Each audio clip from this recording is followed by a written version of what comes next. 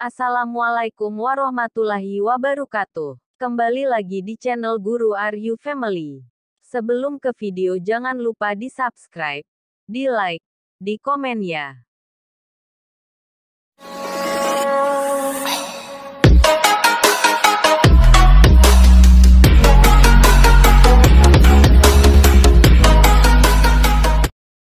Wow, kabar terbaru tenaga honorer. Dua kategori ini akan diprioritaskan pemerintah. Wow, kabar terbaru tenaga honorer. Dua kategori ini akan diprioritaskan pemerintah. Setiap honorer di Indonesia sedang dilanda kecemasan atas statusnya yang diombang-ambing.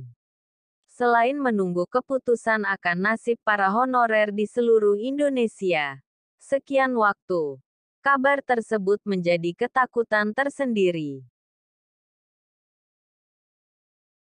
Kemudian, dalam acara Rakornas Kepala Daerah dan FORKOPIMDA tahun 2023 yang diadakan di Istana Kepresidenan, Jakarta, tanggal 17 Maret tahun 2023, Menteri PANRB menjelaskan terkait nasib honorer.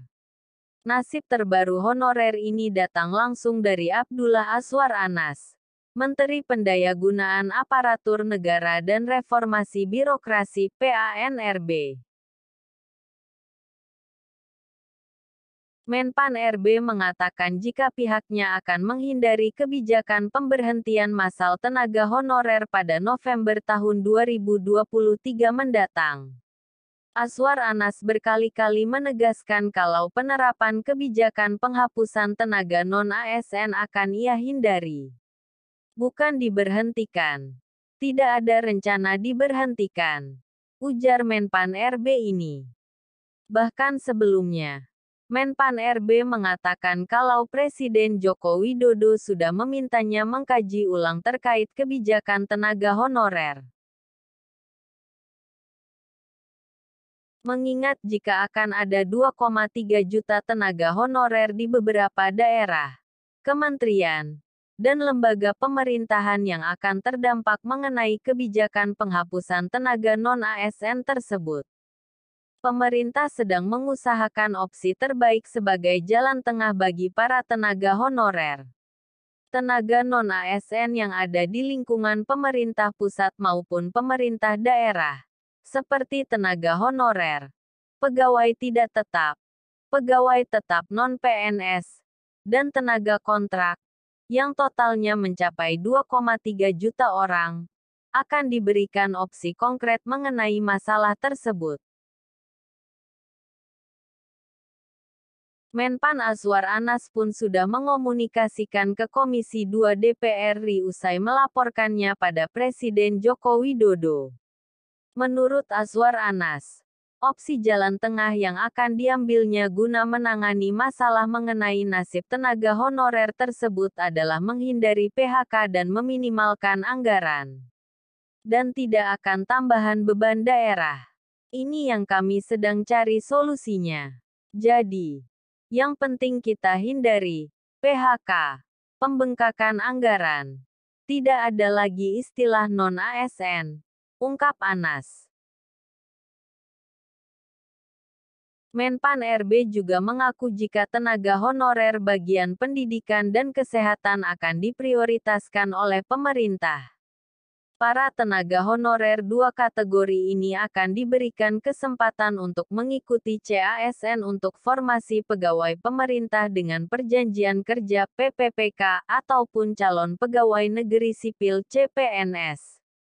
Yang sudah jalan sekarang mulai tahun 2022 sampai tahun 2023 ini yang diangkat sesuai prioritas pendidikan dan kesehatan, tambah Anas.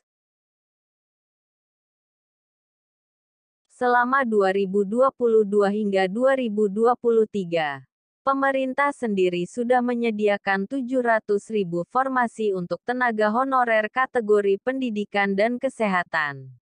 Namun, yang diusulkan oleh pemerintah daerah, yang disesuaikan dengan kebutuhan adalah sekitar 400.000. Tak juga untuk 2022 dan 2023 saja. Tetapi Menpan RB ini mengaku jika akan menyiapkan formasi lebih banyak untuk tahun 2024 mendatang. Sekarang kita sedang ajukan formasi. 1 juta lebih formasi yang kita ajukan untuk 2024. Tentu tenaga non-ASN tidak hanya guru dan kesehatan. Tentu di banyak tempat banyak. Karena itu sedang kita siapkan opsi terbaik. Tutup Anas. Menpan RB akan memutuskan formula yang tepat mengenai nasib tenaga honorer dengan mulai mengumpulkan para bupati dan wali kota dari seluruh Indonesia. Anas akan memastikan untuk tidak ada PHK dan meminimalkan anggaran negara dan daerah.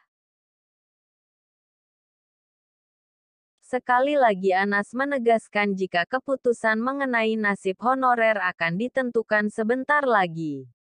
Mengingat jika tenaga honorer membawa peran yang sangat penting di beberapa daerah. Terima kasih. Semoga bermanfaat. Wassalamualaikum warahmatullahi wabarakatuh.